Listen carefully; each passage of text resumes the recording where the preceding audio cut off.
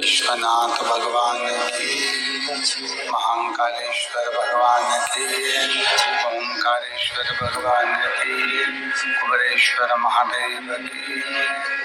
हर हर महा हर हर महा हर हर महादेव।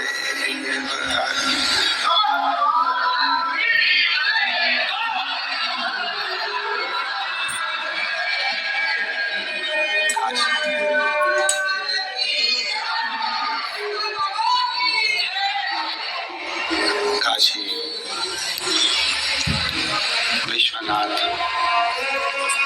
ओगरदानी त्रिकालदर्शी कैलाशी अविनाशी भगवान शिव की पवित्र पावन भूमि पर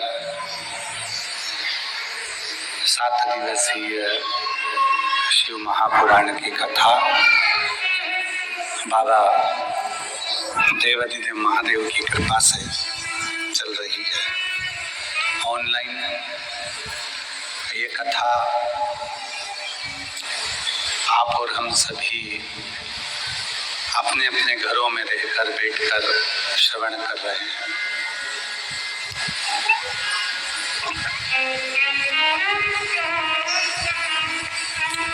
कथा के मध्य में विराजमान परम पूज्य 1008 श्री संतोषाचार्य जी महाराज जी, जगत गुरु सतुआ बाबा जी, जिनका पवित्र सानिध्य पूर्व की एक दिव्य कथा जो काशी में हुई और काशी नगर में गंगा के तट पर कुंभ सा नजारा देखने को मिला। पूरे काशीवासी आज भी उस नजारे को देखने के लिए तरसते हैं,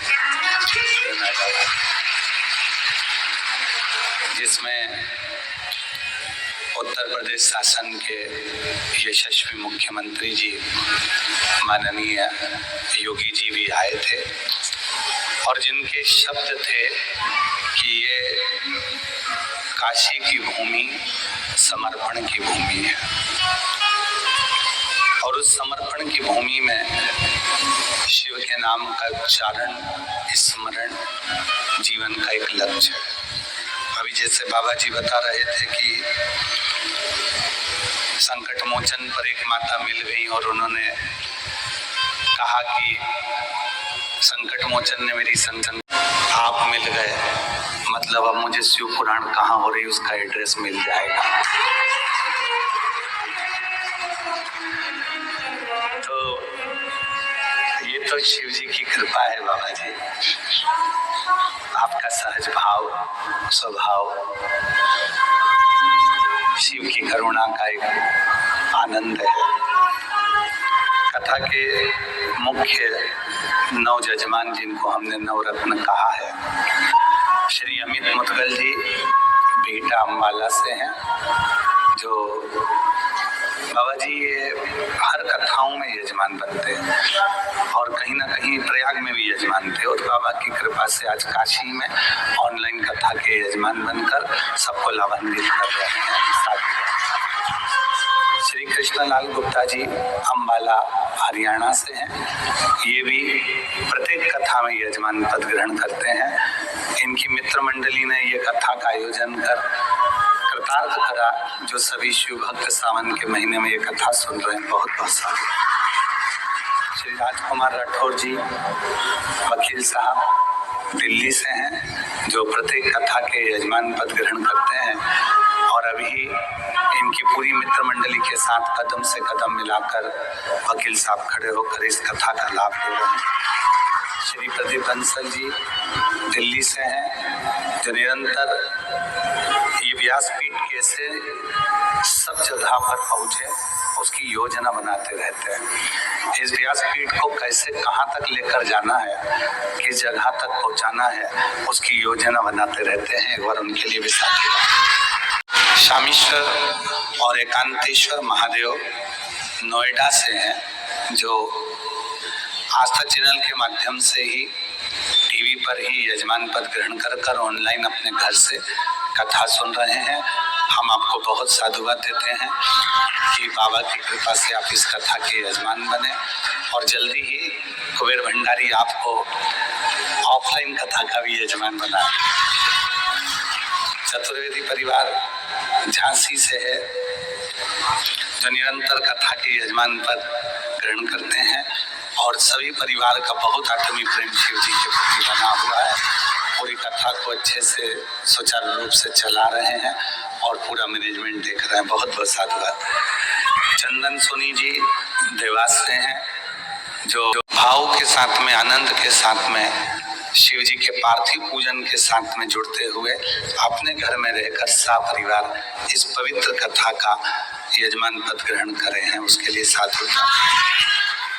श्रवण कुमार मिंटू भैया वाराणसी से हैं जो पिछले बार भी बाबा की इसी नगरी में जो कथा हुई थी, बाबा जी जो आपका आयोजित किए थे उसमें यजमान पद ग्रहण करा था और आज भी बाबा की कृपा से वाराणसी की इस पवित्र धरा से हमें लग रहा है कि आप स्वयं विश्वनाथ जी की ओर से यजमान पद ग्रहण करे हैं, उसके लिए साथ। उषा अग्रवाल जी वाराणसी से हैं। पत्नी ने सवेरे पूरे गांव को निमंत्रण दे दिया, पूरे गांव को निमंत्रण, संत साधु ब्राह्मण सब आए, भंडारा चालू हो गया। पति ने पूछा क्यों ये आज भंडारा इतना बड़ा किस लिए? कहा मैं रोज विश्वनाथ जी से कहती थी कि तुम्हारे मुख से एक बार भगवान का नाम निकल जाए और आज रात्रि को स्वप्न में तुम्हारे मुख से हर हर महादेव निकल गया।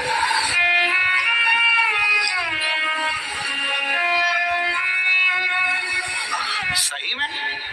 हाँ। पति ने सुना, चक्कर खा के नीचे गिर गया।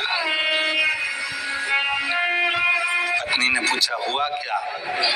पति कहता है जिस शिव को इतने दिनों से दिल में बिठा कर रखा था आज वो बाहर निकल गया। आज वो बाहर, जिसको अपने भीतर छुपा कर रखा था, जिसको अपने दिल में बिठा कर रखा था, वो शिव आज बाहर निकल गया। इसलिए अब इस प्राण को रखने से कोई मतलब नहीं है और पति ने अपने प्राण छोड़ दिए। शिव मंदिर में नहीं रहता, शिव शिवालय में नहीं है, शिव तुम्हारे दिल में, शिव तुम्हारे मन में। कितनी खोजबीज करते भी कल तो थोड़े थे, आज तुम कितनी खोजबीज करते ना जाने दूरबीन लेकर आए थे, क्या करा था कि तुम लोग खोजबीज करते यहाँ तक पहुंच गए। तुम किसको खोज रहे हो? शिव महापुराणों को। लोग शॉपिंग मॉल खोजते हैं, लोग पान की दुकान खोजते हैं, लोग बनारसी साड़ी की दुकान खोजते हैं, नाम लेकर पूछते भैया इसकी दुकान कहाँ मिलेगी, खोजते खोजते जाते हैं। पर धन्य है रे वाराणसी वालों जो तुम महादेव की कथा खोजते हो, तुम शिव की कथा। धन्यता है।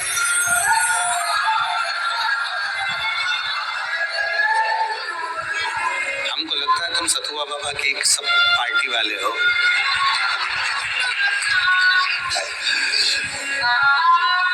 सब शिव की कथा ढूंढ रहे हो, खोज रहे हो। अभी इससे बढ़कर प्यार क्या हो सकता है तुम्हारा? जरा विचार करिए कि तुम किसको खोजने निकले हो, किसको? और कहीं तो मिलेगा भोला भंडारी, कहीं तो मिलेगा भोला भंडारी, कभी तो सुनेगा भोला भंडारी, कभी तो सुनेगा भोला भंडारी, कहीं तो मिलेगा भोला भंडारी, कहीं तो मिलेगा भोला भंडारी, कभी तो सुनेगा कथा कर रही है, भगवान शंकर की पवित्र कथा कर रही है। बच्चे का जन्म हुआ, खुद की धर्म पत्नी खुद के सामने पृथ्वी में समा गई। जरा विचार करिएगा कि कितना दर्द मनुष्य के देह में होता है जिसको सहना पड़ता है। जाने दो, भगवान कृष्ण को भी पृथ्वी पर आना पड़ा, कितना दर्द सहना पड़ा। कारागार में जन्म लेते हैं, रातों रात निकलकर यमुना के पार होकर अपने बाबा के पास पहुंचते हैं। नंद बाबा के घर में आराम से 6-7 वर्ष की आयु तक निवास करते हैं और वहां से फिर भागना पड़ता है, जाना पड़ता है, तो मथुरा पहुंच जाते हैं। मथुरा में भी लोग नहीं छोड़ते तो द्वारका चले जाते हैं, गालियां देते हैं, अपशब्द कहते हैं तो द्वारका का निवास कर देते हैं। और द्वारका में भी सुख कहा था, आखिरी में वो द्वारका में रहने वाले भी सब पानी में डूब जाते हैं और भगवान के चरण में बाण लग जाता है और भगवान को लोग धाम चले जाते हैं। तो मानव का जो देह मिला है, मानव का जो शरीर मिला है, ये ऐसे थोड़ी ना मिल गया। और इस मानव देह में शिव महापुराण की कथा में तुमरुका जी चंचुला देवी से कहते हैं कि चंचुला, यदि मानव का शरीर मिल जाए और उस मानव शरीर में भगवान शंकर का कोई गुणगान करने का मौका मिल जाए तो समझ लेना कि तुम्हारे पूर्व के सारे कर्म कट रहे हैं और तुम्हारा जीवन आने वाला समय तुम्हारा श्रेष्ठ बनता है। बोल बम का नारा है, वो जीवन का एक लक्ष्य बन जाए। और कोई पिछले जन्म के अच्छे कर्म मुझे बाबा तेरा, कोई पिछले जन्म के अच्छे कर्म मुझे बाबा तेरा, जहाँ सारी दुनिया झुकती है, जहाँ सारी दुनिया झुकती है, मुझे वो वाली दरबार मिला, दरबार मिला। कोई पिछले जन्म के अच्छे कर्म मुझे बाबा तेरा साथ मिला। कोई पूर्व का कर्म अच्छा था, वाराणसी में जन्म हो गया। कोई पूर्व का कर्म अच्छा था, जो आप और हम वाराणसी की इस पवित्र भूमि पर श्रावण महीने में शिव महापुराण की कथा श्रवण कर रहे हैं। कोई पूर्व का कर्म अच्छा था, जो बाबा ने अपने को कथा का एड्रेस भी बता दिया और अपन यहाँ बैठ भी गए और कथा सुनने का आनंद भी था। आप सबको मालूम है, एक बात बताया, कुबेरेश्वर धाम से ये शिव पुराण जो चलती है ना, ये तिजोरी का वो खजाना है जो बिना दिए रहती नहीं है। जितने बैठे हो, आज की तारीख लिखना, महीना डालना और कथा के बीच में जब आप 5 बार श्री शिवाय नमस्तुभ्यम कहकर बाबा से कहते हो मेरा दुख काटो, उस स्तुति का स्मरण करना। 3 महीने के बाद आप हमें पत्र लिखकर भेजना कि मैंने कथा के पंडाल में जो मांगा था मुझे बाबा ने दिया कि नहीं दिया। भाई बाबा जी बता रहे थे, सतुआ बाबा जी की गौशाला पे कम से कम 30-40 ऑटो पहुंच गए। कथा कहाँ हो रही है? बाबा जी ने ऑटो वालों से कहा कि यहाँ नहीं हो रही है, फिर भी वो खड़े हैं। कहने के महाराज निकलेंगे तो यहीं से, कभी तो निकलेंगे, कभी तो निकलेंगे। अब उनको कौन समझाए कि ये कथा 80 की उम्र में हो रही है।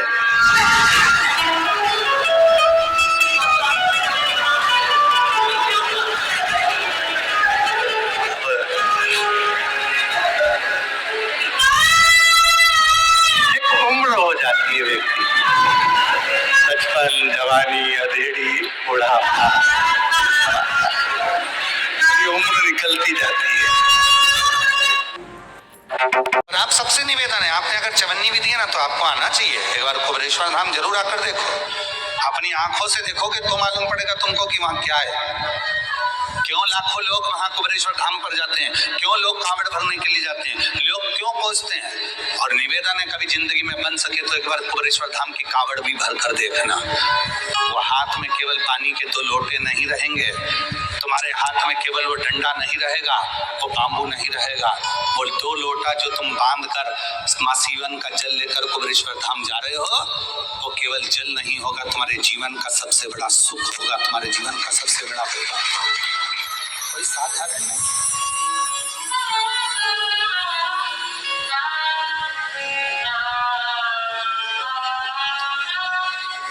और तेरा ही दिया मैंने खाया पिया,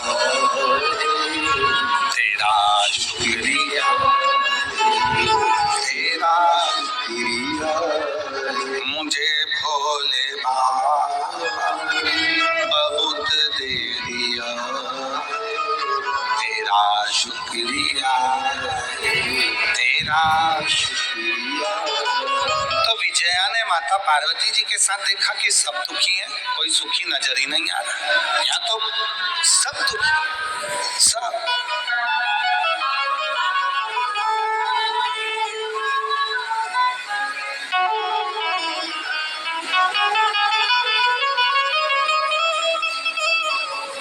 एक पति पत्नी अपने बच्चे को लेकर मिलने के लिए आए। तो यही इनकी कथा है, जहाँ पहले कथा करके गए उत्तर प्रदेश में, कहाँ बलिया में दया शंकर जी कथा कराए थे, तो वहीं पर बलिया में कथा में मिलने के लिए आ गए। वो दया शंकर जी मिलना, वो पति पत्नी के साथ एक बच्चा आया था। अब देखो दुख दुख किसको कहते, बच्चा आया था। माता पिता से पूछा तुम ठीक हो, हमारी आदत है हम सबसे पूछते बढ़िया हो, हाँ बहुत बढ़िया। हमने बच्चे से भी पूछ लिया तुम बढ़िया हो, काय के बढ़िया, हम पापा से इतने दिन से कह रहे हैं मम्मी बदल दो।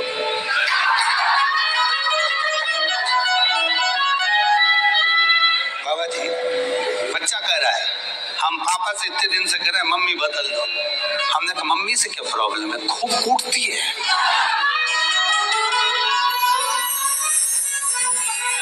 और पापा ऐसे हमारे जो मम्मी भी नहीं बदल रहे। हमने उस बच्चे की बात सुनकर इतनी प्रसन्नता होकर हमने कहा बेटा तू भी दुखी है, तू भी दुखी। तो किसको नहीं, किसको, किसके अंदर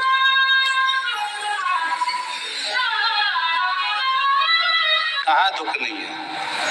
Huge fit bottoms under just $499. These bottoms are from Flipkart Fashion and honestly the quality is really impressive. The fabric feels premium, comfortable and the perfect for everyday wear. You can create multiple style outfit these bottoms, making them great addition to your wardrobe. Plus Flipkart offers easy return and cash on delivery for a hassle-free shopping experience. If you want the links for these trending bottoms, comment trend.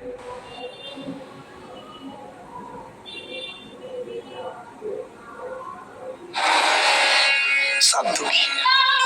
Parvati ji ने देखा कि सब कोई दुखी है। अब चिंता में पार्वती जी पड़ गए, चिंता। यही एक तरफ वरुणा है, एक तरफ हंसी है।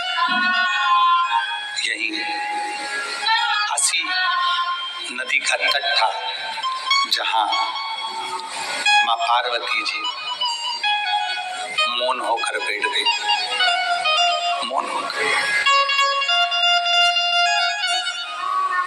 एकदम चुप, मौन। ये दोनों जो नदियां है ना, वरुणा और हंसी, और जिसके बीच में बसी है वाराणसी, ये कोई साधारण नदियां नहीं है। जिनके बीच में मेरा महादेव आकर बैठा है। ये वरुणा और हंसी दोनों नदियों के मध्य में ये वाराणसी जो बसा हुआ है, ये दोनों नदियां कोई साधारण नहीं है। गंगा में जो बल है, मां गंगा की आराधना और साधना में जो बल है, वही वरुणा और हंसी में भी बल है।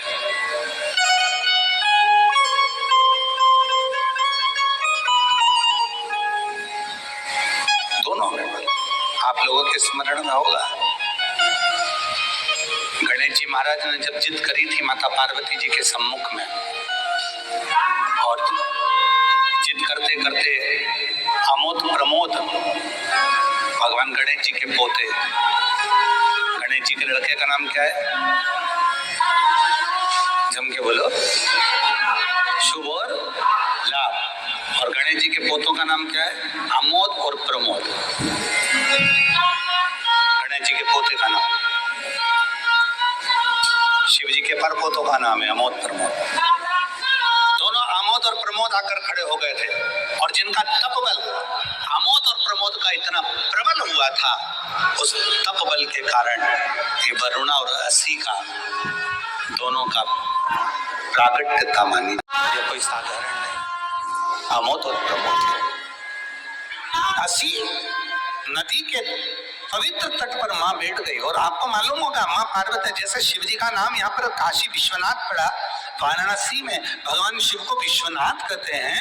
आसी नदी के तट पर बैठकर माँ पार्वती जी जब बहुत चिंता में डूब गई, और बहुत चिंता व्यापी, आप लोग तो काशी के हो तो आप लोगों को ज्यादा ज्ञान होगा, हम तो इतना नहीं जानते, पर जो हमारे शास्त्रों ने हमको दिया वो हमने आपको बताया। और हमसे ज्यादा आप वाराणसी के निवासी इस बात को जानते होंगे कि आसी नदी के तट पर माँ पार्वती जी भगवान शिव के लिए बैठ रही कि ये सब इतने दुखी हैं, संसार का मनुष्य इतना दुखी है, तो मौन होकर बैठ गई। और तब आसी नदी के तट पर बैठकर माँ पार्वती जी ने गहन चिंतन किया, और इतना चिंतन किया कि पार्वती जी के तन के जो वस्त्र थे वो भी गल चुके थे, तो वृक्ष के पत्तों को पहन लिया, वृक्ष के फूलों को अपना श्रृंगार बना लिया, पर वहां से वो गई नहीं। और जब गई नहीं तब माता पार्वती जी का नाम हो गया अरण्यानी। क्या नाम पड़ा? अरण्यानी। अरण्यानी माता पार्वती जी का नाम पड़ा। लोग उनको अरुण्या भी कहते हैं।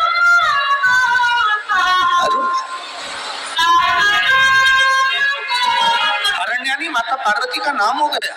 बैठी चिंता में बैठी, बहुत देख रही है, सब दुखी है, कोई सुखी नहीं है, सब संसार सागर का हर मानव दुखी है। इसलिए शिव महापुराण की कथा कहती है देवी जी का एक स्वरूप अरण्यानी, जो आज भी भारत की भूमि पर कई मंदिर है माता के, उसमें एक प्रसिद्ध मंदिर है काशी बिहार में, बिहार के भोजपुर में माँ अरण्या का मंदिर है, अरण्यानी माता, अरण्या देवी, बिहार के भोजपुर, जो अस्सी घाट पर बैठकर महाराज आसी नदी के तट पर जो माता देवी ने माता ने जो तप तो मिलेगा भोला कहीं तो मिलेगा भोला भंडारी, कभी तो सुनेगा भोला। शिव कथा कर रही है, भगवान शंकर की पवित्र कथा कर रही है। पार्वती मैया विजया जी के साथ में भ्रमण पर निकली हैं, सबको दुखी देख रही हैं, सब कष्ट में हैं, कोई सुखी नजर ही नहीं आ रहा। संसार में इतना रोग, इतनी बीमारी फैल गई है कि जिन बीमारियों के नाम तक लोगों ने नहीं सुने थे, ऐसी बीमारी संसार में आ गई, और उस बीमारी का कोई हल भी नहीं निकल रहा, कोई हल नहीं।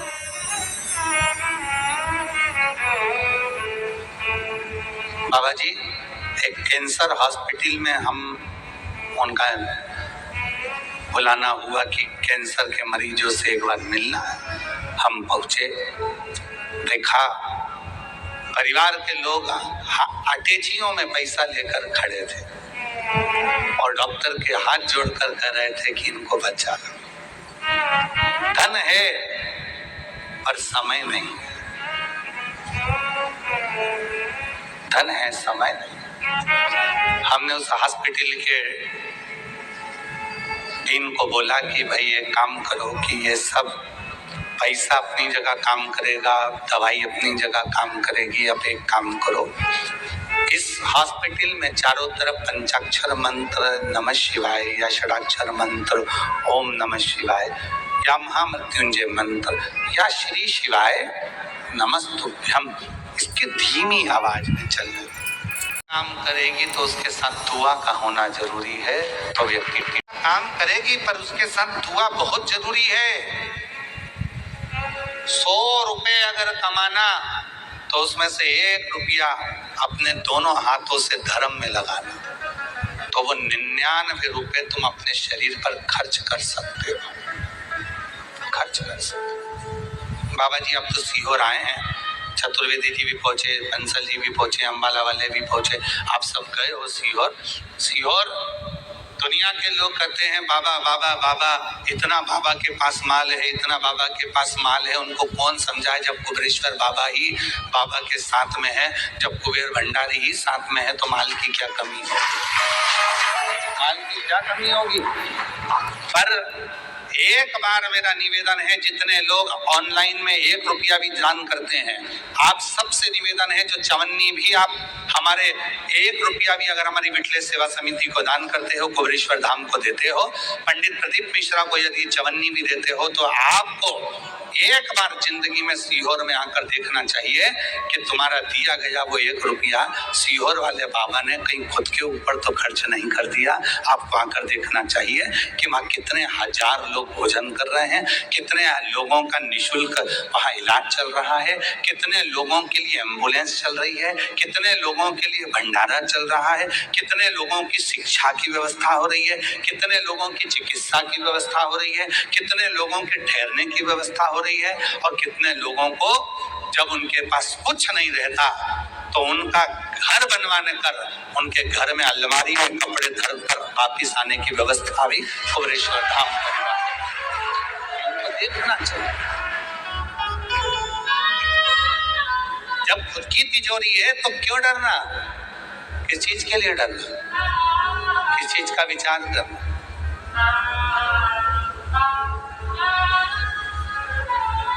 और आप सबसे निवेदन है, आपने अगर चवन्नी भी दिया ना तो आपको आना चाहिए, एक बार कुबेरेश्वर धाम जरूर आकर देखो, अपनी आंखों से देखोगे तो मालूम पड़ेगा तुमको कि वहां क्या है।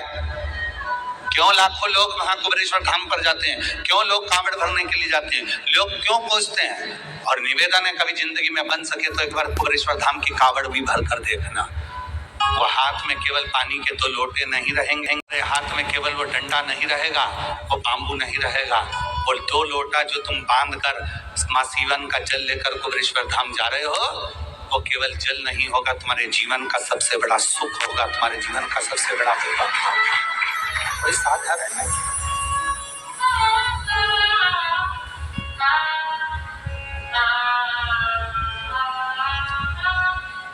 और तेरा ही दिया मैंने खाया पिया,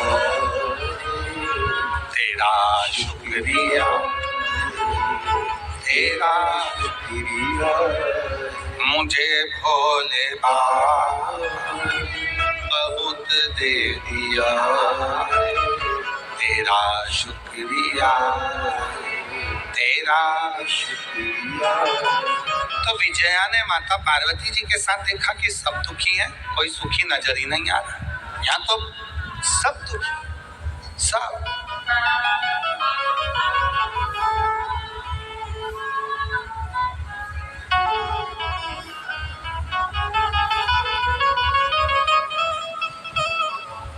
एक पति पत्नी अपने बच्चे को लेकर मिलने के लिए आए। तो यही इनकी कथा है, जहाँ पहले कथा करके गए उत्तर प्रदेश में, कहाँ बलिया में दया शंकर जी कथा कराए थे, तो वहीं पर बलिया में कथा में मिलने के लिए आ गए। वो दया शंकर जी मिलना थे, वो पति पत्नी के साथ एक बच्चा आया था। अब देखो दुख किसको कहते हैं, बच्चा आया था। माता पिता से पूछा तुम ठीक हो? हमारी आदत है हम सबसे पूछते बढ़िया हो? हाँ बहुत बढ़िया। हमने बच्चे से भी पूछ लिया तुम बढ़िया हो?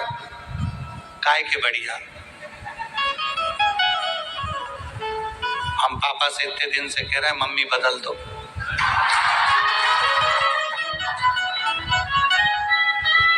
बाबा जी बच्चा कह रहा है हम पापा से इतने दिन से कह रहे हैं मम्मी बदल दो।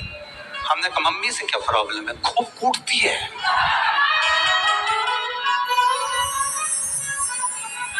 और पापा ऐसे हमारे जो मम्मी भी नहीं बदल रहे।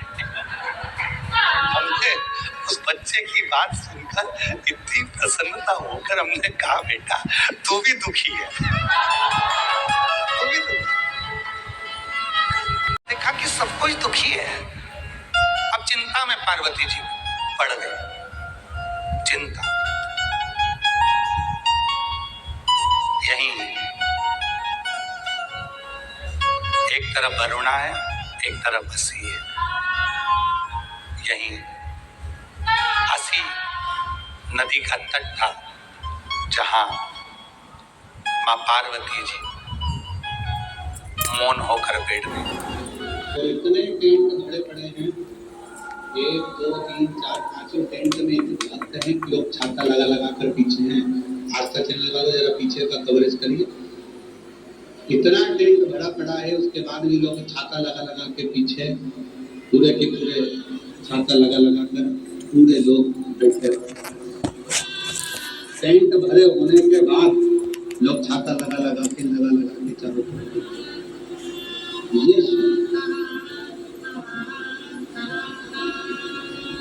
और ये भक्ति, तुम्हारा समर्पण, तुम्हारा स्मरण, तुम्हारा कीर्तन, तुम्हारा मंत्र जाप, ये खाली नहीं, ये खाली नहीं। जो जैसी वो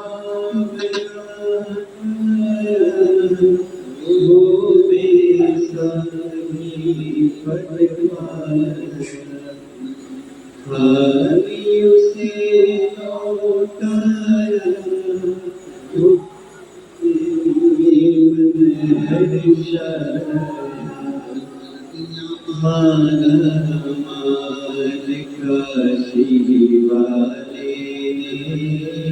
लुटा दिया भंडार काशी वाले, दिया भंडार काशी वाले, उड़ा दिया भंडार काशी वाले, दिया माल काशी वाले, उड़ा दिया भंडार काशी वाले।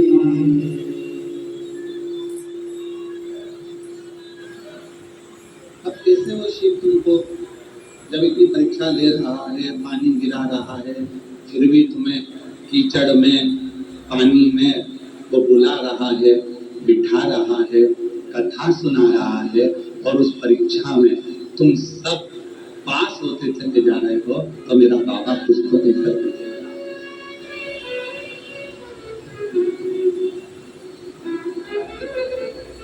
कुछ तो कृपा करेगा वो, कुछ तो करुणा करेगा वो आपका। स्वयं माता पार्वती जी ने भी चंचुला देवी से एक प्रश्न किया।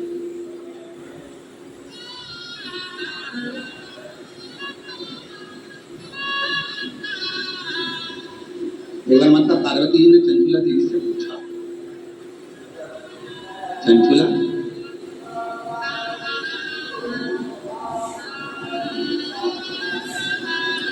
तू यहाँ तक कैसे पहुंचा?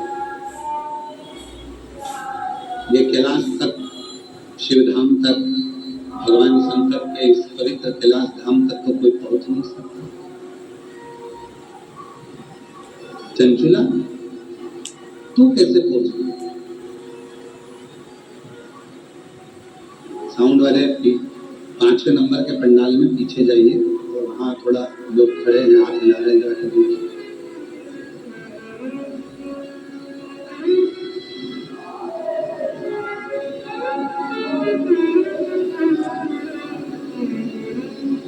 चंचुला, हे चंचुला,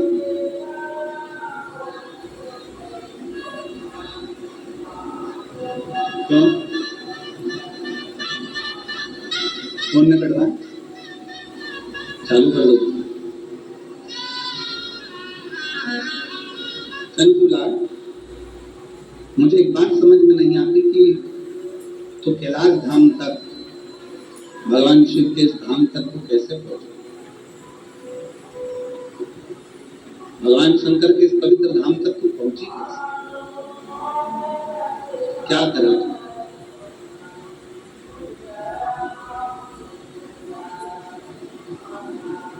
चंचुला बोली, मेरे जीवन का बहुत दुख है, बहुत। कोई छोटा मोटा दुख मेरी जिंदगी का नहीं है, मेरी जीवन का बहुत। तो कल कथा में कहा था, जूते की दुकान पर एक जूता नहीं बिकता, जूते की दुकान पर जोड़ी से जूता बिकता। 8 नंबर का जूता लोगे तो 2 ही जूते मिलेंगे, एक इस पांव का, एक इस। उसी तरह जीवन में जब हम जन्म लिए हैं तो हमारी जिंदगी में 2 ही चीजें हैं, एक सुख और एक दुख। और ये दोनों चीजें हमारे साथ में सब में चलती हैं। कोई करोड़पति बन जाए, धनपति बन जाए, वैभवपति बन जाए, सत्तापति बन जाए, बहुत दौलत का अधिकारी बन जाए, जिसके पास में खूब सारा पद मिल जाए, कुर्सी मिल जाए, प्रतिष्ठा मिल जाए, यश मिल जाए और खूब वैभवपति हो जाए और ये सोचे कि मेरी जिंदगी में दुख नहीं आएगा, तो ये तो व्यर्थ। दुख तो आए, तकलीफ तो आए, कष्ट तो आए, और वो कष्ट को, वो दुख को, वो तकलीफ को कोई दूसरा भी नहीं मिटा, उसको आपको खुद को मिटाना, स्वयं अपने को, खुद को, वो दुख को समाप्त करना, कोई दूसरा नहीं।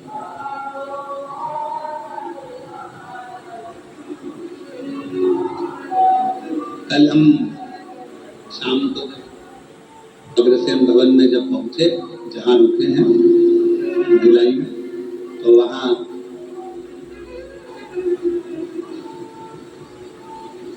कोई शाम के समय पर बोल रहा था, गुरुजी मेरे कर्म भगवान ने ना जाने कैसे लिख दी है, मेरे कर्म में भगवान ने दुख ही दुख लिख दिया।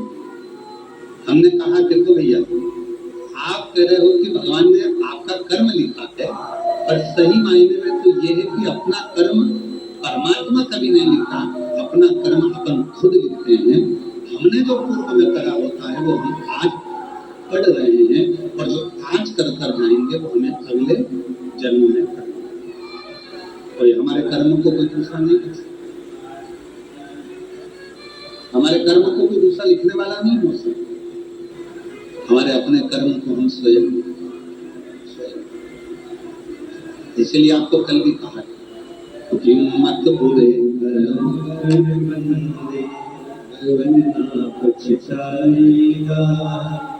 भगवान की आंखों से तू बच नहीं पाएगा, तू बच नहीं पाएगा। हरि ओ अज्ञानी मत करे नादानी, हरि ओ अज्ञानी मत करे नादानी। मेरे कर्म का फल भी तू ही पाएगा, जैसा किया तूने तेरे आगे आएगा। मत बुरे कर्म कर बंदे वरना पछताएगा, भगवान की आंखों से बच नहीं पाएगा, तू बच नहीं पाएगा। देवी कहती है कि मैं बड़ी खुशी हूँ। पार्वती जी बोल रही है कि दुख तो मेरे को मालूम है, तेरी जिंदगी में कितना दुख है, पर तू ये मुझे बता कि तू यहाँ कैसे पहुंच गई?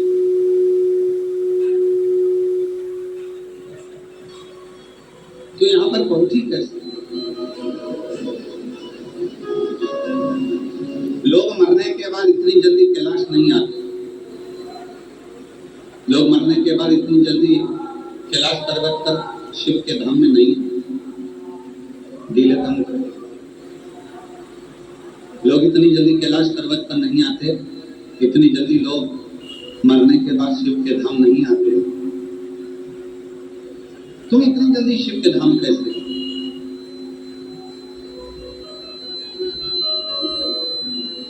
क्या कारण? चंचुला कहती है, मैं एक ब्राह्मण की पत्नी हूं, मेरा पति है बिंदु, मेरी जीजियों बड़ी सावधानी से सुनना। आज कौन सा वार है? जम के बोलो, मंगलवार।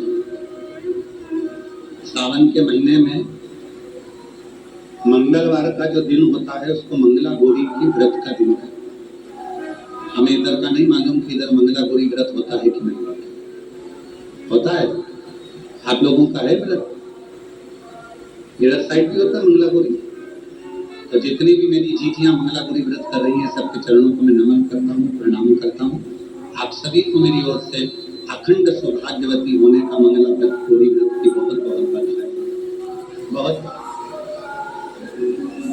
आज ये कथा मंगला गौरी व्रत के दिन इसलिए सुना रहे हैं जिससे जितनी भी मेरी जीजियां हैं, जो जिस कामना से आई हैं, भगवान उनके हाथ का चूड़ा, पाँव की बिछुड़ी, मांग का सिंदूर, मस्तक की बिंदी, मेरा भोले भंडारी मंगला गौरी व्रत की साक्षी में खूब आनंद के साथ अखंडता उनके जीवन में हो और अखंड सौभाग्यवती हो, ये भाव से आज ये चंचुला देवी का चरित्र अपनी है।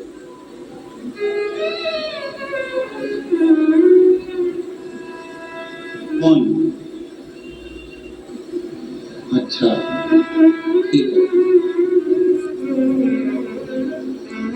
भी करता था, भगवत भक्ति में डूबा रहता था, पर उसकी जिंदगी में कुछ ऐसे मित्र आ गए जिन मित्रों ने मेरे पति की दशा को बदल दिया,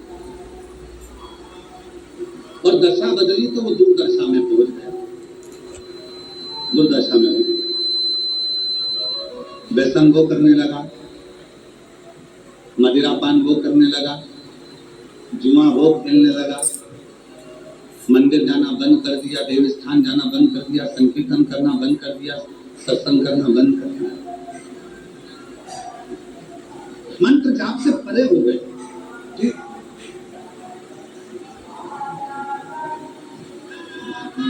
आखिर में पैसे की भूख इतनी बढ़ गई, धन की भूख इतनी बढ़ गई कि मेरा पति चोरी करने लगा और चोरी का धन लेकर जा रहा था। और वो चोरी के धन को दीवार पर चढ़कर चोरी के धन को लेकर जा रहा था। उसको नहीं मालूम था कि साइड में कुआं है, उस कुएं के जल में मेरा पति गिर गया और गिरते ही मेरे पति के प्राण, वो प्रेत योनि में चला। उसी स्थान के कोने में वो बैठा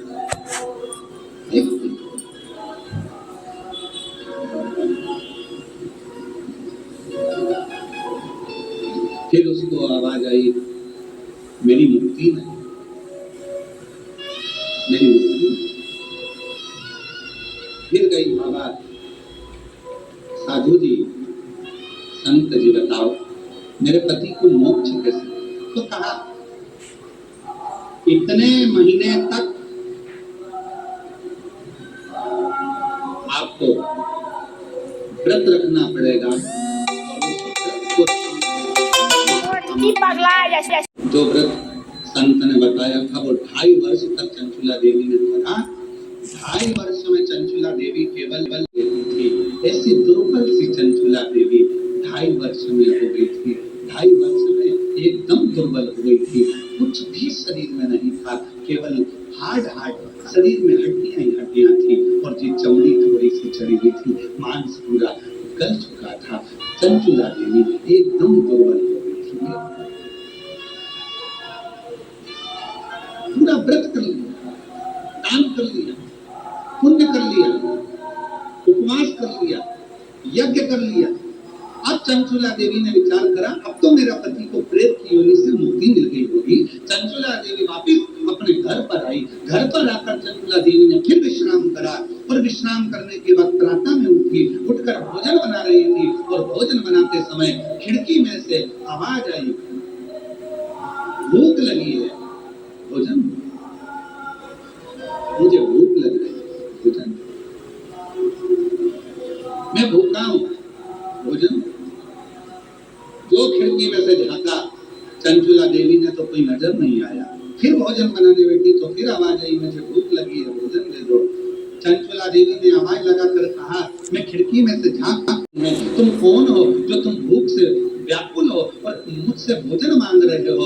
तभी बिंदु फिर आवाज लगाकर बोला, चंचुला, मैं तेरा पति बिंदुगत प्रेत योनि में पड़ा हूँ, मेरी मुक्ति नहीं हुई है। चंचुला कहती है, मैंने यज्ञ करवा दिया, मैंने पूजन करवा दी, मैंने व्रत करवा दिया, मैंने उपास करा दिया, मैंने दान दे दिया, मैंने अनुष्ठान करा दिया, मैं सारे तीर्थों में घूम कर आ गई, सारे तीर्थ में होकर आ गई और हर जगह पर मैंने सब कुछ किया। अब केवल मेरे पास कुछ भी धन नहीं बचा है। केवल जिस छोटे से झोपड़े में मैं रहती हूँ, इस झोपड़े को बेचने के सिवाय मेरे पास साधन नहीं है। मेरे जितने जेवर थे मैं सब बेची आई, क्योंकि अब कुछ बचा नहीं है।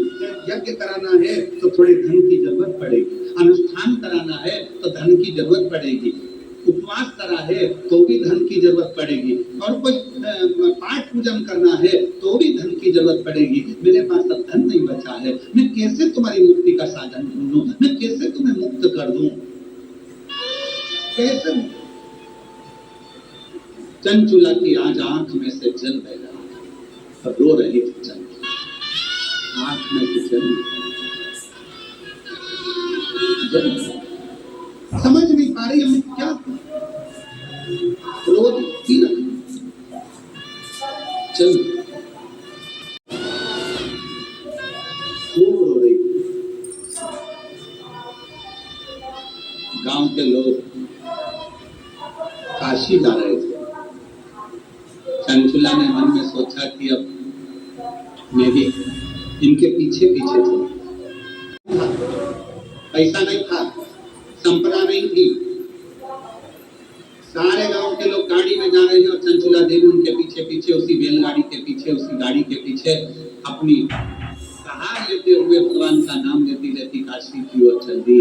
काशी में जैसी चंचुला देवी पहुंची, अभी आपको कथा में कहा था, कथा के प्रारंभ में कहा था कि कोई हमारा और आपका कोई संबंध पुराना शिव से होगा, तभी बाबा काशी बुलाता है, तभी बाबा मंदिर बुलाता है, तभी बाबा शिव पुराण में बुलाता है। कोई पुराना संबंध आपका और हमारा होगा तो बाबा ने कथा में बुलाया, तो बाबा ने कथा में आपको बिठाया, तो बाबा आपको कथा सुनवा रहा है, तो बाबा आपको मंदिर तक पहुंचा, तो बाबा की। और हम तो बोलबम समिति को भी साधुता दे। दया सिंह जी, आपका भी कोई संबंध हमारे शिव जी से पुराना रहा होगा, ये पक्का है, नहीं तो इतनी बड़ी कथा के दिव्य आयोजन कराना कठिन होता है। तीसरा वर्ष ना, तीसरा है, तीसरा वर्ष चल। लोग एक बार कथा करा लेते हैं, दया सिंह जी, क्या उनकी समिति एक बार कथा करा लेती है तो 25 बार सोचना पड़ता है कि अगले साल कराऊं ना कराऊं। क्यों? ये लाखों लोगों के बैठने की व्यवस्था, लाखों लोगों के भोजन की व्यवस्था, और हमने सोशल मीडिया पर, यहाँ पर आपके बहुत सारे यूट्यूबर, यहाँ सोशल मीडिया वाले यूट्यूबर और पत्रकार बंधु, और यहाँ की सोशल मीडिया, यहाँ के पत्रकार, यहाँ की media, print media, social media, सबकी सब खूब यहाँ का पूरे भिलाई का खूब वर्णन कर रही है। मैं सारे पत्रकार बंधुओं को, यहाँ के यूट्यूबरों को, यहाँ के सोशल मीडिया वालों को, सबको हाथ जोड़कर साधुता देता हूँ, धन्यवाद देता हूँ, जो आप भिलाई की इस पवित्र कथा की दिव्यता प्रदान कर। हमने एक आशीष बता रहे थे, सोशल मीडिया पर देखा था कि सुबह 9 बजे भोजन चालू हो जाता है, 9-10 बजे, और वो भोजन के बीच में बस कथा के समय थोड़ा सा बंद होता है, फिर वापस भोजन चालू होता है। अब इतने लाखों लोगों के भोजन की व्यवस्था करना, इतने लाखों लोगों के बैठने की व्यवस्था करना, एक पंडाल में लोग बिठाते हैं और 25 बार अकड़ में बैठते हैं। और धन्यता है आपकी कि कल भी आप नीचे बैठकर कथा श्रवण कर रहे थे और आज भी आप जमीन पर भी बैठकर, नीचे ही बैठकर कथा सुन रहे हैं। बोल बम की नारा है, बाबा एक सहारा है, बोल कमरिया बोल बम, बोल बम बोल बम, बोल बम की नारा है, बाबा एक सहारा है, बोल कमरिया बोल बम, हर हर महादेव।